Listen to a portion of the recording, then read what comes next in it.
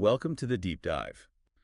Today, we're diving into how researchers are partnering with educators Oh, cool. in DC schools to improve reading outcomes for students. Okay. And this is all happening through a research practice partnership. Gotcha. You might hear it called an RPP. Mm-hmm. It's basically researchers and teachers working together. Yeah, that's a really powerful model because it kind of moves beyond research happening in a vacuum. Right. Researchers are getting real-time feedback, and teachers are getting cutting-edge strategies. Exactly. And the two researchers that we're focusing on today are kind of at the forefront of this movement. Okay. We've got Dr. Danielle Gervais Sodani from American University, Right. and she just defended her dissertation. Oh, wow. So this is So brand new, really new research. very current. And then we also have Annie Murphy Karabell, Okay. and she's both teaching at American University and working on her doctorate at University of Maryland. Wow, so she's got that dual perspective, like a researcher and a teacher educator. Yeah. That's so valuable to be able to see both sides of everything. Definitely. And it's interesting, too, that they're both at these two different universities. So you can kind of see this collaborative Yeah. network going Yeah, on. we'll go web. Yeah. And, when I was looking into Dr. Sodani's background, Mm-hmm. I was so impressed by her track record of funding. Oh, yeah. Like, she got funding from the U.S. Department of Education, our National Science Foundation, That's impressive. really big organizations. Yeah, that speaks to the potential impact of her work for sure. Right? Like, these funders are very selective. Yeah. So it seems like her work is both rigorous but also relevant to these real-world challenges. Yeah, and when you see what she's focusing on, it makes a lot of sense. Okay. She's looking at the learning mechanisms within these RPPs. Mm-hmm. So how do the partners really learn from each other? Yeah, and it's a question I think a lot of people overlook. Right. We kind of assume collaboration is good, but her work is digging into the specifics of what makes these partnerships work. Yeah, how do you create that feedback loop where everyone's learning and growing? Right, and she also has a background in educational technology. Oh, interesting. So she did some research on how communication and learning differ in online versus face-to-face. That's so relevant. Especially now. After the pandemic. Exactly. Right. Yeah. All of that online learning. So maybe her work can kind of give us some insights into how to make those online experiences better. Yeah. Now, shifting gears a little bit to Annie Murphy Karabell. Okay. So she's teaching reading instruction at American University, Mm-hmm. but she's also working on her doctorate at University of Maryland and focusing on early reading and writing. Wow, that's a lot to juggle. I know, it's really impressive. Yeah, it shows a real commitment to both the theoretical and practical sides of education. Right. She's not just thinking about how reading should be taught. She's out there working with teachers. Definitely. And she's not just teaching, she's also taking on these leadership roles in programs, No, like the Early Intervention Leadership Cohort and also the Collaborative for Reading Science and Inclusive Classrooms. that's great. And that one is actually funded by OSC's Special Education Enhancement Fund. So that's great to see those connections, research and funding. Right. It's really impactful. Well, it means those initiatives could potentially scale up Exactly. and benefit a lot of students. And get this, she's a board member of the DC chapter of the International Dyslexia Association Oh, wow. and a teacher mentor at the DC Reading Clinic. That's a lot of hats. It shows such a commitment to supporting those students who are facing reading challenges. It's really inspiring. It's one thing to study those difficulties, Right. but it's another to be actively involved with those students and families. Yeah, for sure. Now, what brings both of these researchers together is that they're collaborating on this RPP with the DC schools. Okay, right. We talked about that earlier. Yeah, just to kind of highlight it again, Mm-hmm. this partnership started in 2021. Okay. It includes 27 elementary schools, Wow. including dual language school, so a wide range of students. Yeah, that's a good point because that means these findings are going to be applicable to a more diverse group, Right. not just one narrow subset. Exactly. And they're not just observing, they're co-creating professional development for educators. Okay. They're investigating barriers to implementing those good reading practices that we know about. Yeah. And they're studying how those K2 students are actually progressing. I think that's so fascinating that they're looking at those barriers to implementation. Yeah. Because there's a lot of educational programs that seem good in theory but don't actually work in the classroom. Right. And so by understanding those barriers, we can make sure that those evidence-based strategies are actually making a difference. Exactly. And what I think is really cool is that they're also studying how those RPP leaders are learning to support school leaders. So they're not just focused on the students, Yeah. but they're also kind of thinking about how the adults in the system are collaborating. Yeah, it's like a meta level of learning. Yeah, a level of self-reflection that you don't see very often. Mm-hmm. And by acknowledging that everyone's a learner, they're creating a more responsive and dynamic approach to this work. Right. And it acknowledges that research isn't the only answer. Right, everyone has something to bring to the table. Exactly. Welcome back to the deep dive. Yeah. We've been learning about Dr. Sodani and Ms. Karabell and all their great work with this research practice partnership in the DC schools. But I think let's kind of move beyond their backgrounds now. Okay. And dig into some of their findings. Yeah, like what are they actually finding out in the schools? Right. Like that's where the rubber meets the road. Yeah, exactly. So one of the things they're looking at are these barriers to implementation. Okay. Basically, like, why do some promising reading strategies not really work in the classroom? Right. They sound great on paper. Exactly. But then when you get into the classroom, it all falls apart. Totally. Mm-hmm. So what are some of those barriers that they're finding? Well, one of the most common ones is lack of time. Oh, yeah, I bet. Teachers are so overloaded, you know, of course it is. finding time for professional development, time for collaborating, time for trying new strategies. It's really tough. It's such a cliche at this point. It is. Like, we all know teachers need more time, but Yeah, but nothing changes. it doesn't happen. But what I think is so interesting about their work is they're not just complaining about it. Okay. They're really digging into the specifics. Oh, interesting. Like, what types of time constraints are the worst?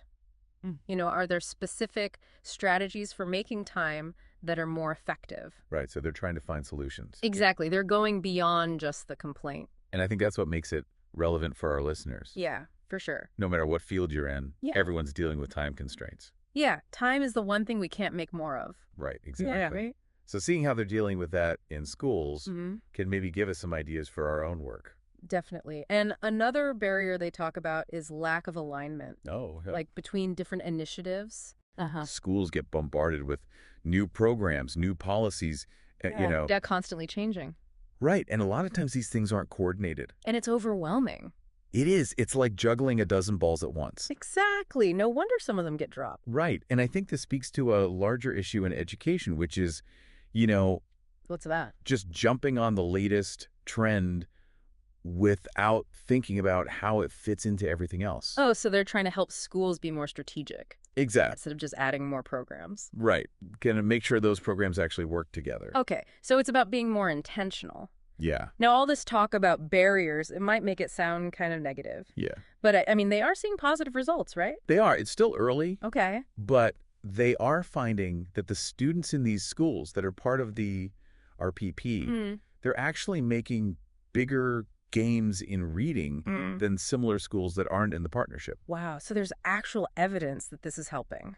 It shows that these partnerships are worth the investment. Yeah, that's huge. It is. Makes you wonder if it could work in other areas too. Oh, yeah, for sure. Like math or science. Yeah. Could we see these RPPs popping up everywhere? You know, earlier we talked about how Dr. Sodani and Ms. Karabell are also studying how the leaders of this RPP are learning to support school leaders. Mm-hmm. So can we talk about that a little more? Yeah, what's interesting about that is that they're really analyzing their own process. Okay. You know, they're not just looking at how teachers and students are learning. Right. They're also thinking about how they themselves are growing as leaders. It's like they're holding a mirror up to themselves. Exactly. And what they're finding is that supporting school leaders requires a whole different set of skills. Interesting. It's not just about sharing research findings. Okay. It's about building relationships, fostering trust, and really understanding how schools work. So it's not just about the what, it's about the how. Exactly, the human side of things. Right. And that's a lesson that I think goes way beyond education. Yeah, anytime you're trying to make a change, you have to think about the people involved. Our relationships. The motivations, the potential resistance, you know? Yeah. Their work really shows us that research can't be done in a vacuum. Mm-hmm. It has to be grounded in the real world. Welcome back to the Deep Dive. We've been talking about all this research with Dr. Sodani and Ms. Karabell in the DC schools. Right, all about how they're using this research practice partnership. Yeah, to figure out how to help kids learn to read better. And we've talked about some of those barriers that get in the way. Mm-hmm. Like, why don't good ideas always translate into real change? Right, it's not always that easy. But now I kind of want to shift gears a little bit. Okay. And talk about the so what of it all. Yeah, what does all this mean for our listener? Right. Like we've learned a lot, Mm-hmm. but how can they actually use this information? Right. We don't want this to just be an interesting story. Yeah, we want it to be helpful. So let's get practical. Okay, so let's start with educators. Right. What can teachers and school leaders take away from this research? Well, one of the big things is collaboration. Okay. And I don't just mean teachers working together. I mean that bigger partnership between researchers and practitioners. Like breaking down those walls between research and the classroom? Exactly. Like imagine a world where teachers have access to all the latest research. Yeah. And researchers are getting feedback from the teachers. So they're working together. Yeah, that's what this RPP is doing. The teachers could actually help shape the research questions. Right from the very beginning. And researchers could help teachers figure out how to use that research in their classrooms. That sounds pretty amazing. It is a win-win for everyone.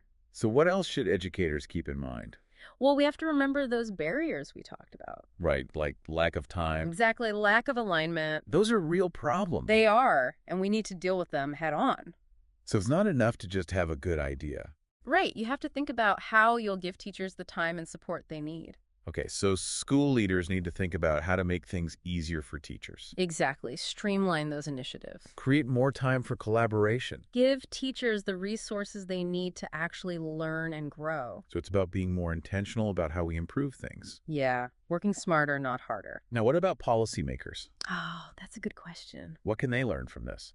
Well, I think there's a good argument for investing in more of these partnerships. Okay. The RPPs, they can really make a difference. So put money towards that. But it's not just about the money. It's about providing the right support. Right, so what does that look like? Yeah. Well, it means funding professional development for teachers and researchers. Okay, so they can learn how to work together better. Exactly. And it means encouraging schools and universities to team up and giving them time to figure things out. So not expecting results right away. No, it takes time to build relationships and learn from mistakes. It's a long-term investment. Exactly. And policymakers also need to think about how their policies might actually be creating some of these barriers. Well, that's interesting. Like if they require a new reading program. But don't give schools the money to actually implement it. Exactly. Or if they create a system where teachers are constantly being judged on test scores. That doesn't sound good. No, it can really stifle creativity and collaboration. So they need to think about the bigger picture. Yeah, and how all the pieces fit together. Now, what about parents and community members? Oh, they have a really important role to play. Okay, what can they do? Well, they can advocate for more funding for schools. Okay. Especially for things like these RPPs. That are showing good results. Right. And they can push for policies that really help kids learn to read. Support literacy. And they can be involved in their own kids' education. Like reading to them at home. Exactly. Talking about books making reading a part of family life. So create a love of reading. Exactly. And they can also volunteer at schools or mentor students. Yeah. There's a lot they can do. There is so many ways to get involved. You know, something that really struck me about all this research Yeah. is that everyone is learning. I love that. It's not just the students. Right. The researchers are learning from the teachers are learning from the researchers. Everyone's learning from the students. Exactly. It reminds us that we all have something to teach and something to learn. And when we remember that, Yeah. I think it makes education a lot more exciting. Yeah, for sure. So it's not just about data and research papers. It's about using what we know to make a difference. To actually help people. And I think that's what's so great about Dr. Sodani and Miss Karabell's work. Yeah. They're not just studying reading. They're trying to change the way we teach it and how we support teachers. Yeah, and ultimately how we make education better for everyone. For all students. Well said. So for our listener who's been with us on this deep dive, Yeah. what's the one thing you hope they take away from all of this? I hope they take away a sense of possibility, you know? Okay. There are definitely challenges, but there are also people out there who are making real progress. Finding solutions. And maybe this episode will inspire our listener to be part of that change. I love that. So if you want to learn more about Dr. Sodani and Miss Karabell, you can check out the RPP Exchange podcast. We'll include a link in the show notes. And if you're curious about educational research in general, Let's stop here. there's so much out there to explore. Maybe you'll even start your own project. That's a great idea. Well, that's all for this deep dive. Thanks for joining us. Until next time, keep diving deep and keep learning.